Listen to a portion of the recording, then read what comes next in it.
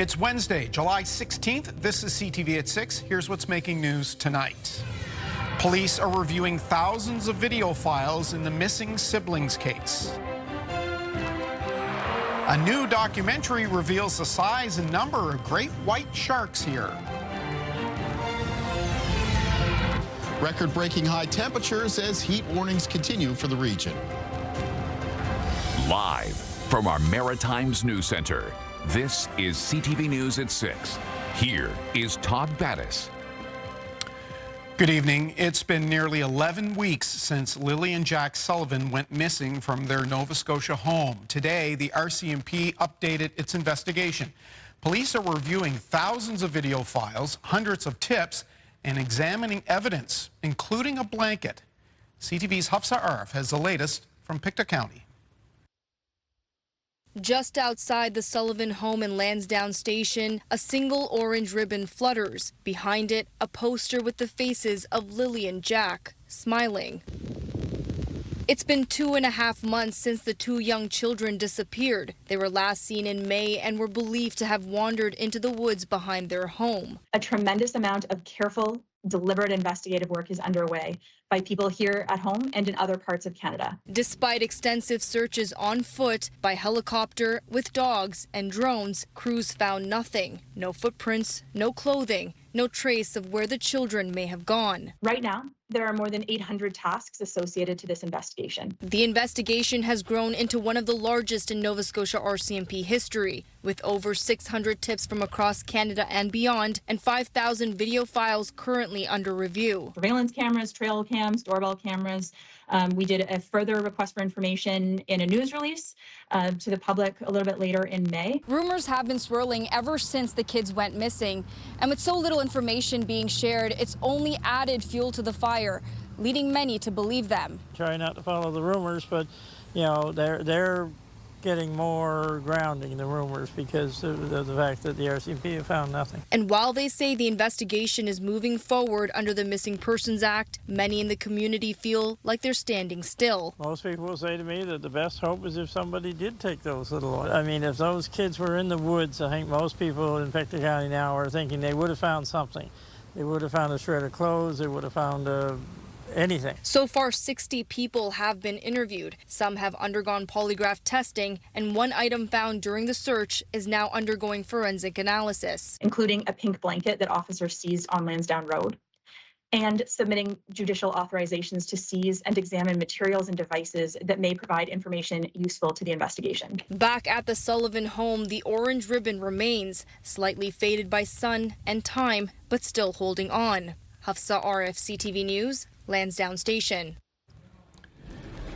There's a live look at Antigonish. It's currently 31 degrees. We need to report that we've learned of a technical issue with MV Northumberland, and that's forced a couple of ferry cancellations today, including the upcoming 6:30 sailing from Wood Islands to Prince Edward Island. That's been canceled. Passengers of Wood Islands, rather, PEI, there in Caribou. Passengers are being advised to check ahead before heading to the ferry terminals. Now let's turn to the heat warnings. They're region-wide. Yep. Did we break any records, Kalen Mitchell? We did. Temperatures really soared today across the Maritime region. Still very hot as we're making our way through the first part of this evening. You can see in behind me, current temperatures still mostly high 20s, low 30s with the exception of a few coastal areas. Still holding on to the hottest spot in the country right now, at least at Environment Canada monitored weather stations. That at the Bathurst Airport, 34.3 degrees. And there was the high humidity levels, so Humidex making it feel well into the high 30s for many locations today. At times, closer to 40, including at this hour, feeling near 42 at St. Stephen in the southwest New Brunswick. Now, Todd mentioned some record-setting high temperatures. Here's some preliminary and unofficial counts as far as those record highs go. You can see that there were some broken at all three maritime provinces. And it was no easy feat because there have been some very hot past July 16th in the region, but you can see with some of those high temperatures today climbing up, 31, 32, and again at Bathurst, 34 degrees.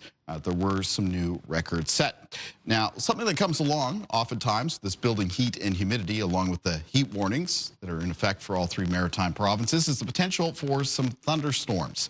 And the risk of thunderstorms is going to increase tomorrow parts of the north and west of New Brunswick. The heat and humidity building up energy for those thunderstorms. That's showing up here through the red colors. And you can see that focused around the north of New Brunswick. And at the same time, a weather front's going to be coming in over the Gaspé Bay Peninsula. That is going to act as a trigger, lifting up that warm and humid air, developing up into those towering clouds that eventually become that thunderstorm activity. So the risk is going to begin Thursday afternoon, probably around the mid-afternoon hours, but also extend into Thursday evening and Thursday night, again, parts of the west and north of New Brunswick.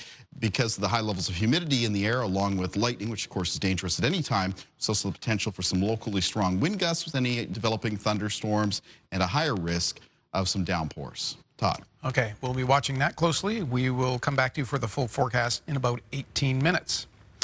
The weather is hot, as you heard. It's also dry. With wildfires burning in Newfoundland, there's concern for the situation here. Here's CTV's Ryan McDonald. Temperatures soaring and conditions dry around the Cape Breton Regional Municipality, that has some casting a wary eye towards the woods. I am surrounded by trees, and you know what? Fire has always been a concern of mine.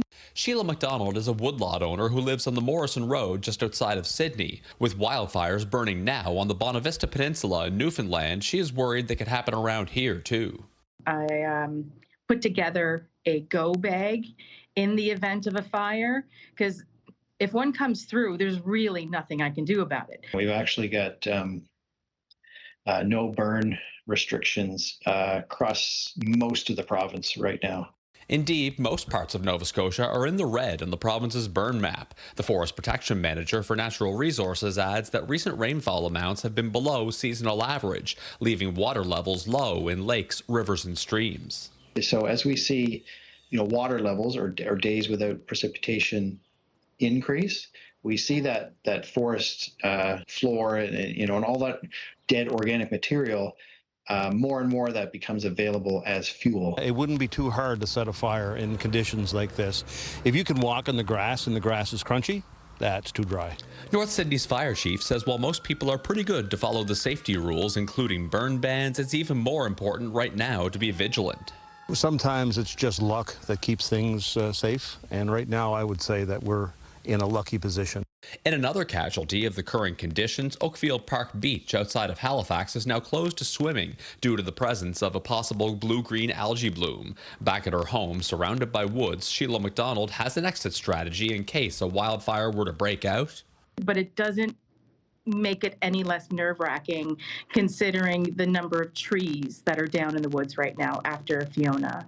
The province's Forest Protection Manager adds that one saving grace might be the high humidity, which he says can help reduce forest fire risk. Ryan McDonald, CTV News, Sydney.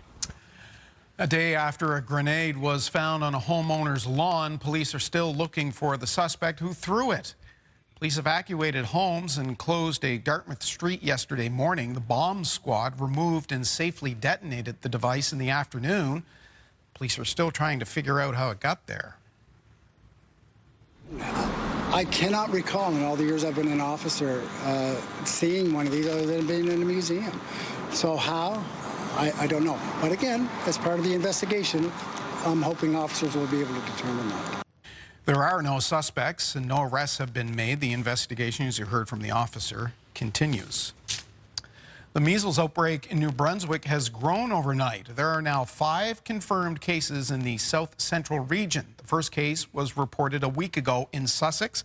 It ticked up to 3 yesterday. Health officials say there could be even more infected people in the area.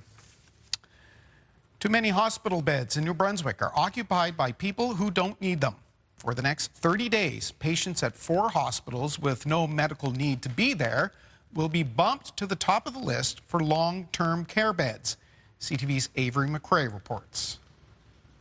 When Shelley Poirier's father first went to the hospital with a heart attack in May of 2023, she would have never imagined it would take over a year for him to leave his hospital bed for one available in long-term care. We watched his mental health decline too, right? He started to get, quite depressed. And he, after such a long wait, he started to believe it was never going to happen. Horizon Health says over 650 patients are taking up beds in their hospitals waiting for somewhere to go, half of which could go immediately to long-term care if the beds were available. This number is occurring in July, when we would typically see numbers peak more traditionally during the fall period. Therefore, in order to prepare adequately for bed availability during a flu season, for example, we needed to act now. Social Development has granted the health agency's request for critical state admission prioritization status over the next 30 days for its 4 regional hospitals. The move will bump those waiting in hospital to the top of the LTC bed list. We will do all we can to support this process and moving forward as quickly as we can in the areas that we've identified. And the folks in community, we will do all we can to make sure that you're getting the support and the services that you need. The goal is to move at least 20 patients out of both the St. John and Fredericton hospitals over the next month, and a few less in Miramichi in the Upper River Valley. That would still leave hundreds at the regionals, but officials say there just aren't enough long-term care beds available. Late last year, Nova Scotia Health converted a hotel into a facility for folks who no longer need acute care but still don't have a place to go. New Brunswick's nursing union isn't convinced that's the right avenue. It's really difficult to come up with an answer that's going to solve every problem, especially when we're in a crisis. But obviously involving the input from the frontline staff, multiple stakeholders in all of those different departments, I think will go a long way. Horizon says about 40% of their acute care beds are taken by people who have no medical reason to stay at the hospital. Ava McRae, CTV News, St. John. Online, CTV News web editor Sean Mott has a story on the order from the Energy Board requiring Nova Scotia Power to report on the cyber attack ahead of a public inquiry. And you can read that right now at ctvnewsatlantic.ca. A national taxpayers lobby is the latest voice urging the City of Halifax to put the brakes on building bike lanes, arguing the project is over budget and needlessly costing Haligonians. CTV's Vanessa Wright has more. Halifax's bike lane expansion has been controversial since its inception, and today, staunch criticism and a petition by the Canadian Taxpayers Federation, who says the project needs to be put to rest. Because it's turned into a complete taxpayer boondoggle. The Federation argues the project is over budget and behind schedule.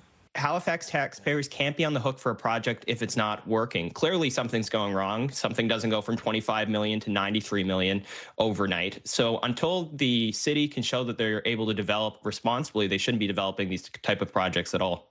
Meanwhile, the Halifax Cycling Coalition defends the goal of keeping bikers safe. The whole cycle network is so important because it's about the safety of people on our streets. It's also about providing viable transportation options for people who need to get around the city. You know, and every person that rides their bike is one less car on the roads. So it's actually a solution to congestion. Not according to Halifax Mayor Andy Fillmore, who tried to put the project on pause last month due to concerns over congestion, but it was voted down. Councillors like Laura White, who's in favor of bike lanes, acknowledges work still needs to be done. So if we were building a bridge, would we stop with the bridge 60% built? That would be foolish. It would be a waste of everything we've put into it. So completing the network gives people options to actually use it. But Drover says it comes at a time when taxpayers are facing more increases. This year alone, the average Halifax property owner is paying 4.7% more in property taxes. Last year, it was 6.3%. You know, that's about an average increase of over $300 in just 2 years. Well, the Taxpayers Federation claims they've heard from hundreds of people who feel their voices have not been heard about this issue. But of course, a survey conducted by the city shows many Haligonians are still in support of bike lanes, so a clear divide on this issue. Todd. Vanessa, will the city council get a chance to vote on this again? Yeah, well, council will reconvene on August 5th, so we'll just have to wait and see what happens, if anything. Todd? We'll certainly be watching that. Vanessa Wright in downtown Halifax for us tonight. A class action lawsuit against Northwood Halifax, a long-term care home, is moving ahead after a judge dismissed an appeal to try to stop it. The lawsuit accuses the long-term care facility of failing to protect its residents during the early days of the COVID-19 pandemic. It alleges Northwood knew about the dangers and risks associated with COVID-19, but failed to implement procedures to curb the spread. The lawsuit states between March and June of 2020, 53 residents contracted the virus and died. Families are seeking damages for the loss of loved ones. Is that Northwood had reported 53 deaths. We believe there are more than that took place during that period of time as a result of COVID and the infections and the failure to provide a safe environment for people in the pandemic, knowing full well what was going on. So, so it's a big thing for the families. Northwood appealed to stop the class action certification, but the court denied the request, saying the defendants didn't raise any arguable issues for the appeal. The allegations in the lawsuit have not been tested in court. Lawyers for Northwood were contacted, but did not respond to our inquiries. Get the Maritime's top stories, breaking news alerts, and watch live. Download the CTV News app. Canada Border Services has a new weapon to combat smuggling and theft on the East Coast. It was unveiled today, and our Jonathan McGinnis was there. We're looking at the screen now, so there's a lot of electronics. Border security at the Port of Halifax is being beefed up. Very, very meaningful. While Halifax's new marine container examination facility opened in April, it became official today. Canada Border Service Agency's container examination team and waterfront inspection unit work within the 2,700 square meter building. This is indicative of an investment to ensure the health, safety, and security of Canadians. CBSA officers based at the facility look for drugs, weapons, and stolen vehicles passing through the port. From March 1st, 2024 to July 1st, 2025, 189 stolen vehicles were intercepted, as well as nearly 2,000 kilograms of cannabis and over $200 million worth of narcotics. Every time we seize, I'm going to say contraband, in this mode, in this facility, we're talking thousands of kilograms. We're not talking street-level arrests where it's a gram or two. Every container coming to Canada is risk assessed 96 hours prior to leaving a foreign country. If there are red flags, those containers are inspected when they arrive. Previously, high-risk containers were trucked across the McKay Bridge to the CBSA facility in Dartmouth for inspection. Being able to examine them now on site is a game changer.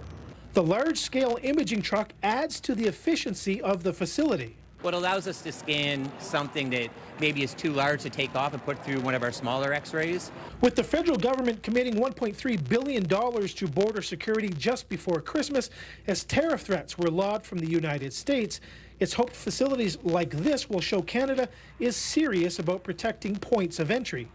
And Todd, this location will serve more than one location. High-risk containers going through the PSA Atlantic hub in the south end of Halifax can also be inspected here. Todd. All right, interesting. John McGinnis on the Bedford Basin this evening. Thank you.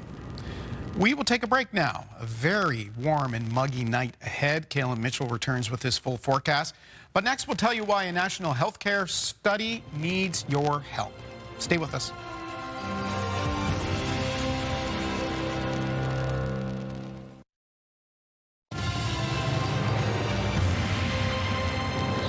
A national healthcare survey is seeking the input of Maritimers on such things as primary care and wait times. Dr. Tara Kieran is a family physician with St. Michael's Hospital in Toronto. She joins us now. Nice to see you, Doctor. Look, what do you hope to get from respondents in this survey? We really want to understand people's experiences with primary care. Do they have a family doctor or nurse practitioner that they can see regularly? If they do, can they see them in a timely way? If they don't, where are they getting care? Can they get access to their own records? You know, if they have other language needs, are those being met? Can they even inform what healthcare is like in their province or in their local region? So we did some consultations across the country to understand what matters to people in Canada when it comes to primary care. And we're out now doing this survey to understand if people's reality actually matches to what it is that they want to see. Okay, there was something similar a couple of years ago that you conducted. Do you expect results to be much different this time around? You know, what we want to do this time around is actually get more in-depth results by region. And that's why I'm so excited to talk to you today, because we really want to hear from people in the Maritimes and the Atlantic region about what it is their experiences are like. We didn't get as many respondents from that region in the past. And so we want all of you to share with us your experience so we can understand what is it like in Atlantic Canada or the Maritimes, and how does that compare to Ontario or Quebec or BC? You know, where different provinces have their strengths, and where is it that we can learn from one another?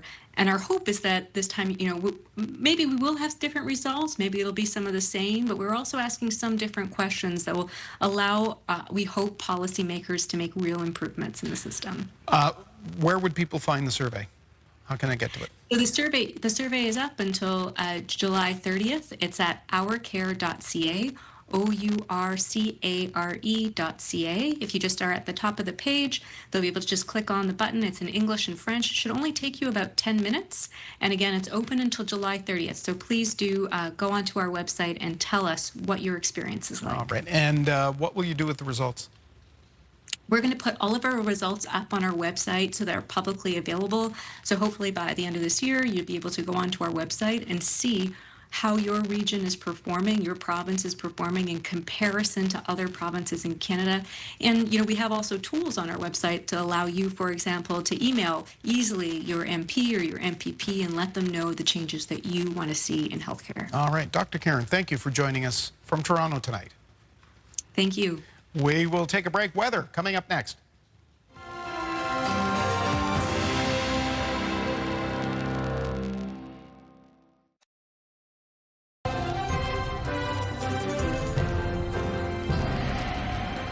Well, it makes for a pretty picture, I'll give it that. Yarmouth is currently fogged in and 19 degrees right now. Goes to illustrate as well the diverse weather conditions we can get in the Maritimes, even when we're in a large-scale weather pattern that's bringing us basically hot and humid conditions for much of the region. Yeah. I mean, there's a lot of humidity in the Yarmouth area right now in the form of that fog, but temperatures being held cooler at 19 degrees. Heat everywhere else, though. Yeah, that's right. Most everybody other else. areas. And we'll get back to that heat in just a moment. Let's take a look at weather conditions, though, across the country. Victoria right now sitting at 26 degrees, 24 at Vancouver, lots of sunshine, 16 at Prince George, 20 at Whitehorse, and 24 at Yellowknife. Sitting near the 20s in Alberta and Saskatchewan, though there are air quality warnings in effect for parts of the province of Saskatchewan due to wildfire smoke. Winnipeg sitting at 21. Hottest temperatures, though, they are in the east, some parts of Ontario, Quebec, here in the Maritimes, areas of Newfoundland, all into some very hot and humid weather, though temperatures a little bit more moderate right now at St. John's, sitting at 20 degrees. Taking a look at our forecast timeline for cloud cover and precipitation as we move through tonight, there is going to be some fog developing, as we just saw from that video from Yarmouth. Fog is going to be thickest and most widespread around some coastal areas, including parts of the Atlantic coastline of Nova Scotia and around the Bay of Fundy coastline in New Brunswick. Now, that fog will be dissipating, retreating to the coast, much like it has over the last couple of days as we move from Thursday morning into Thursday afternoon. Thursday, tomorrow, a bit more of a mix of sun and cloud around the Maritimes. Many areas, though, still hot and humid. If you are looking for more moderate temperatures, your best bets are around the Bay of Fundy coastline in New Brunswick and, again, around the Atlantic coastline of Nova Scotia, because the wind will remain out of the southwest. Tomorrow afternoon into the evening and night, there will be a risk of thunderstorms through parts of the north and west of New Brunswick, and that's as a little weak weather front moves down from the Gaspé Peninsula into that part of the Maritime region. Risks with those thunderstorms, of course, include lightning, potential for strong local wind gusts, and heavy downpours.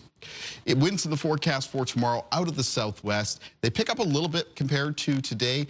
Gusts in the range of 20 to 40 kilometers per hour, a little bit more widespread, so that should stir the air around a little bit more.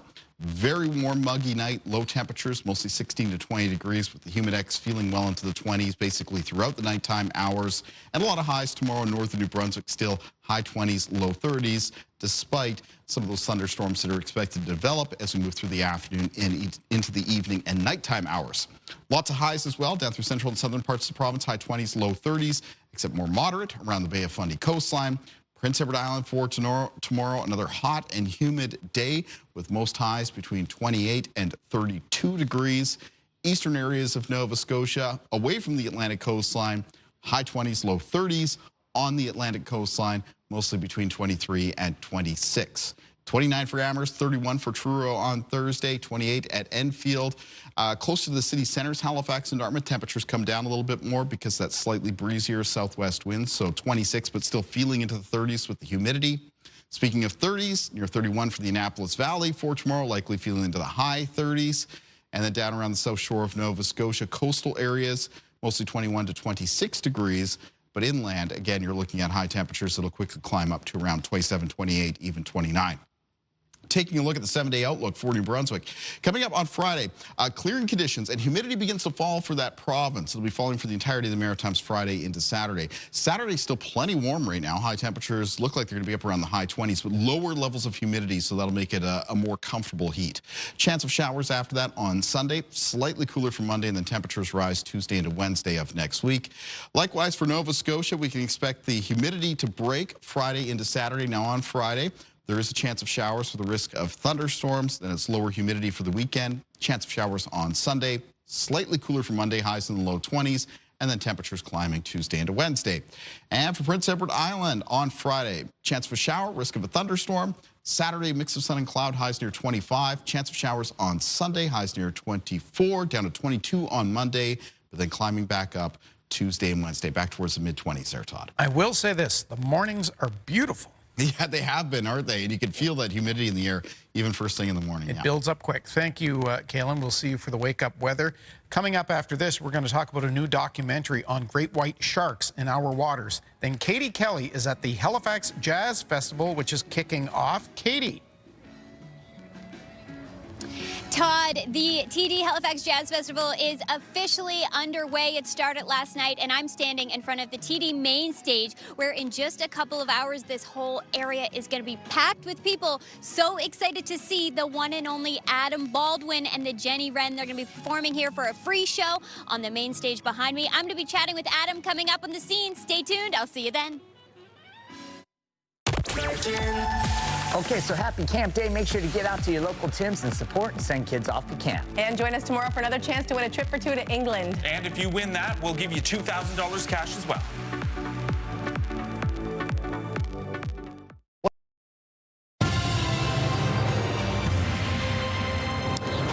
Welcome back. A new documentary airing Tuesday night on Discovery Channel provides a new and stunning look at just how many great white sharks call the waters just off our shores home.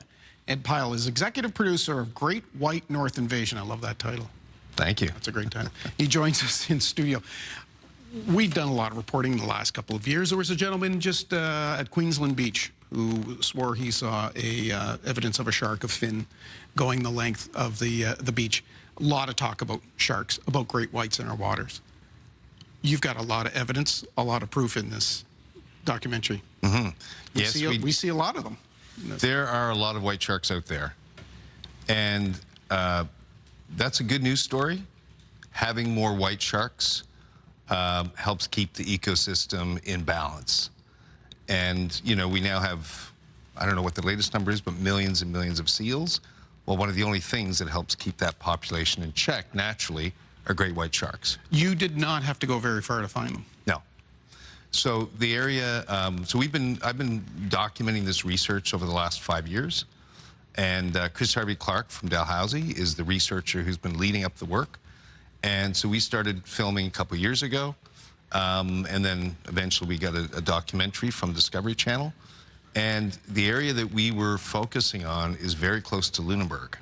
So right at the mouth of Lunenburg Harbor, and then over the last few years, sort of to the east and to the west from that. We're looking at some of the footage now, which is incredible. And you go to a few different spots to find these sharks. And the cast of characters in this show, brave, crazy, or otherwise? Well, I would file it under the brave category. Okay. Fearless. Fearless. I mean, as you'll see in the film, we have 3 people in a Zodiac. Walter Flower, his daughter Allie, and Andy Casagrande, a longtime veteran of Shark Week. And, you know, what they try and do in the Zodiac is the goal is to tag a white shark with an acoustic tag. And that tag will then provide data for years and years that tells the movements of that shark, which is really important. What did you learn about the species in your filming of this? We were talking off camera. We have this image. Again, we have to go back 50 years to Jaws, perhaps, where it's sort of ingrained in us, that fin out of the water. Yeah. That's not necessarily the practice of sharks, though. So one of the big surprises for me, as you know, I'm not a researcher, I'm a TV producer, but I had this same Hollywood myth that, you know, white sharks are, you know, spend all this time on the surface and you see the fin and all of that. That actually happens very rarely. And even when we're there, I mean, we have an attractant, like a tuna head or something as a bait. And those baits are a couple of feet, maybe 5-6 feet underwater. And there's lots of times we will never see that shark at the surface. We have a lot of technology that you see in the film. We use sonar. We have cameras on the baits. We have an ROV, which actually got sort of bumped. You know, one of the white sharks ran straight into it, which is a fantastic shot in the film. But they don't spend as much time at the surface as I think people, at least I thought they spent a lot more time at the surface. They don't. Right, okay. Yeah. We saw one, an absolute monster. Yeah. Size them. Yeah. But you saw the gamut. Yeah. And that itself is telling about what might be happening off the East Coast here. Well, it's interesting, and you know, Chris Harvey-Clark could sort of probably explain more of the science behind it. But over the last 5 years, we've now identified 59 different white sharks, and the majority of those are males. And you know, that's interesting, and they're ranging in size. One year we had what's called the Young of the Year, and we estimated using our sonar that it was about 6 feet long. That's a very young shark. When they're born, they're about 4 or 5 feet. So they grow pretty quickly, and then they start to grow more slowly.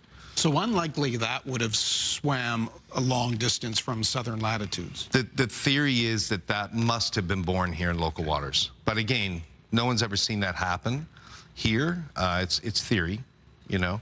But there's a lot of male sharks, and the sharks that everybody really wants to get more information on are large, mature females. So breeding age females. And we didn't see very many of those, but I don't want to give anything away in the film. We had, you know, sightings of a 15 to 16 foot female, which is, for research purposes, that's as good as it gets. You mentioned you're not a scientist, you're a filmmaker, TV producer. So the challenge of making a film like this, I was going to make the crack that in one scene when we saw that giant shark with the Zodiac, you're going to need a bigger boat. Yeah. But having that many cameras, having an animal that doesn't act on cue like an actor, that's got to provide some challenges. Yeah. Well, luckily, you know, the researchers we're working with, you know, Chris Harvey-Clark, his team, Sarah Burko, who's his research assistant, and Andy Casagrande. You know, he's been in 100 Shark Week films in the last 20 years. He has encountered more white sharks than probably most people on the planet. He has a really good understanding of their behaviors. And one of the techniques we use, which we all thought, oh, come on, really? He said, yeah, let's try and tag. We had tagged one once from what we call the mothership. Well, luring a shark in with just a piece of, you know, tuna, no hooks. Right? There's nothing to bring them in except their interest. That's, you know, when they're 60, 70 feet out, that's not that easy. They can let go at any time. Right. We did manage to do that once a couple years ago. So Andy's suggestion was, he said, look, let's take the Zodiac, let's take the gray one, not the red one, let's take the gray one, let's just drift it back, and let's just see what they do. And sure enough, he said, they're going to come right up to the side of it. And we're like, no, come on. And they did. And his theory, I mean, it's just a theory, is that the outline, the shape, you know, they're looking up, okay, what is this? Yeah.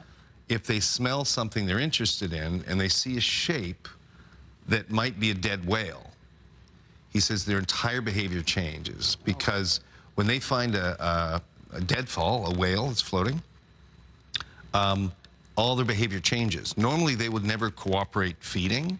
They're very, you know, territorial.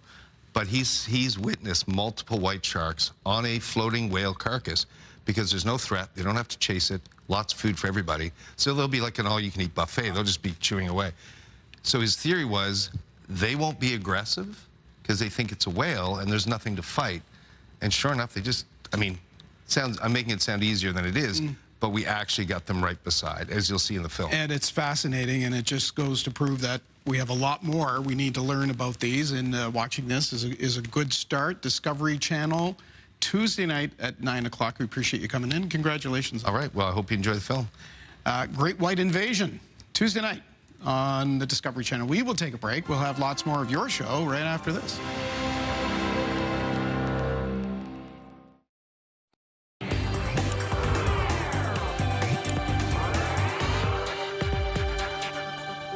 Tonight, the scene is the Halifax waterfront, and that is the place to be as the Halifax Jazz Festival is underway, and one of the East Coast's own is headlining a free show. Katie Kelly is there with Adam Baldwin before he hits the stage tonight, which will be great. Katie? Yeah, thank you so much, Todd. And this is really cool for me because I am kind of having Adam's perspective right now, standing on the TD main stage, getting a look at what he will see a little bit later, although there's going to be a whole lot more people when he hits the stage a little bit later tonight. But Adam Baldwin, so nice to see you. Thank you for taking the time to chat with us tonight. Katie, any old time. Aw. Well, I feel like I just saw you because you just were at Cavendish as well. You've got a busy summer right now.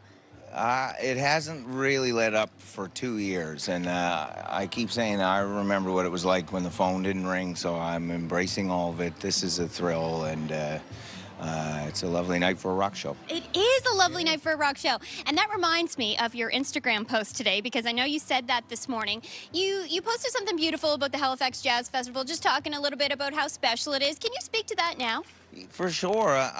Listen, I am a firm believer that young folks, myself included, when I was a kid, when I saw a concert, it changed something in my DNA.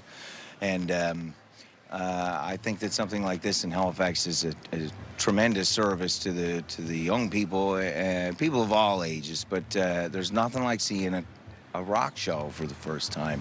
And beyond what happens this week, Halifax Jazz Fest spends the rest of the year educating young people all over the place. They put instruments in their hands and they teach them music, and it's a marvelous organization, and if they say jump, I ask how high. You yourself, a kid from Nova Scotia, you're going to perform here tonight headlining on this really big stage. It's already sold out in terms of VIP. They know that general admission is also going to sell out. What's going through your mind? How does that feel, Adam Baldwin? Today, in between text messages from friends and family asking what time the show is, there's been a lot of time for me to reflect. First time I did this, I opened for Metric 9 years ago or something, and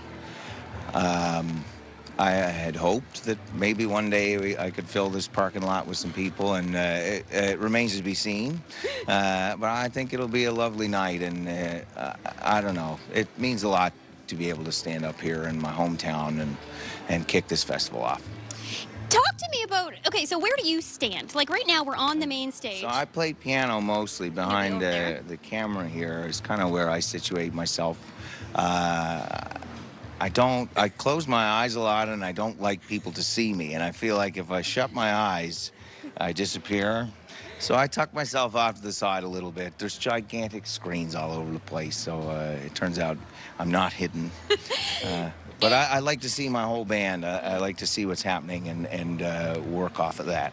And it's not just you. We love you, but we love the whole Jenny Wren. Your band is amazing. And how many people are you going to have up with you tonight? There's myself and 5 other musicians in the best band in all the land. I'm the luckiest guy in the world that we've all converged in the same place and same time. And it stuns me every time I play with them that they're playing songs that I made up. I really am the luckiest person you'll run into. Well, we feel the same way to get to be in your presence and to get to listen to the incredible music that you made. I know right before you released your last album, you were, having all kinds of thoughts about, am I doing the right thing and should I keep doing this? You released that album and every single song resonates so hard. It is just such good music, Adam, so we want to thank you for that. It's been a pleasure and a privilege to have gotten the kick in the behind that record gave me. And I didn't write those. Everybody that we know from this province and this part of the world, we all wrote those songs. I'm just regurgitating them. Adam, can't wait to see you on stage in just a couple hours here at the Halifax Jazz Festival. We love you so much. Love you too. We'll see y'all. Back to you, Todd. Thank you to the two of you for that. Should be a good time tonight. The weather is certainly going to cooperate. All right. We'll have our business report and we'll wrap things up after this.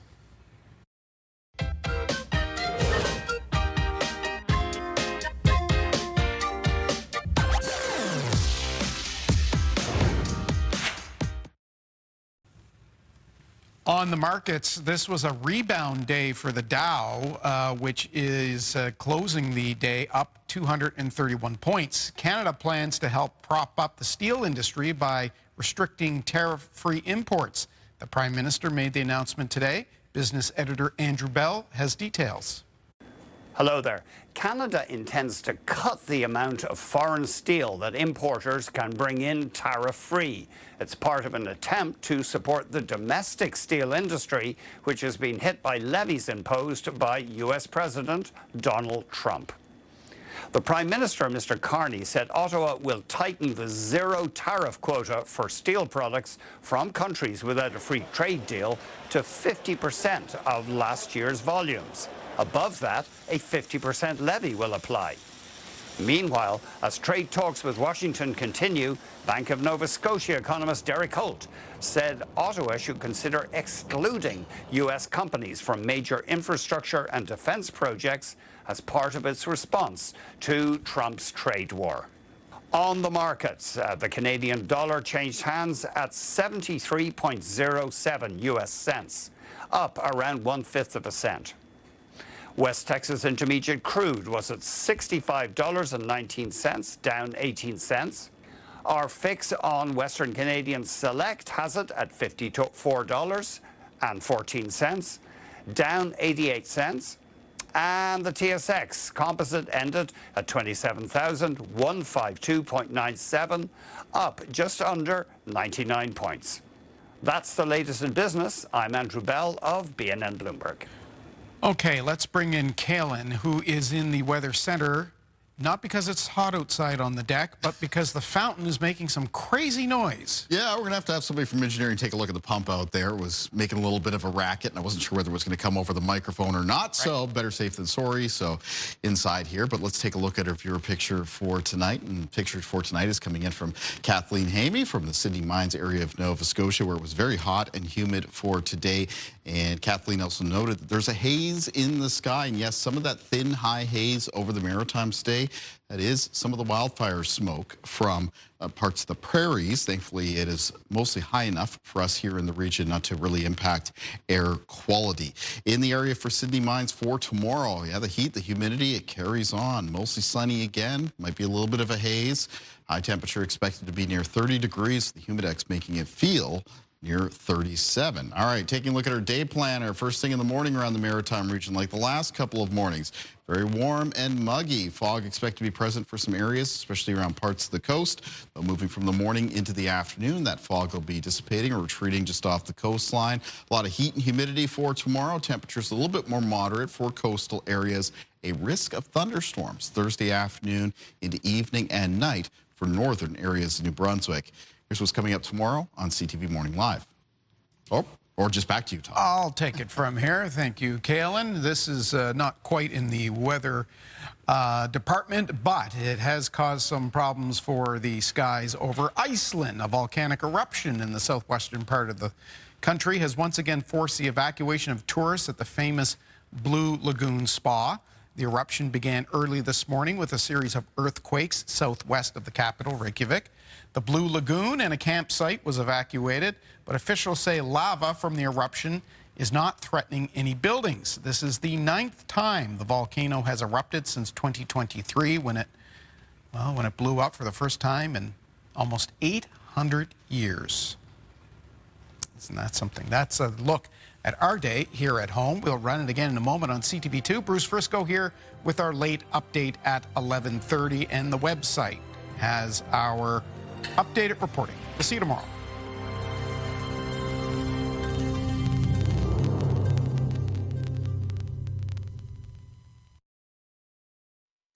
CTV News, the Maritime's #1 newscast.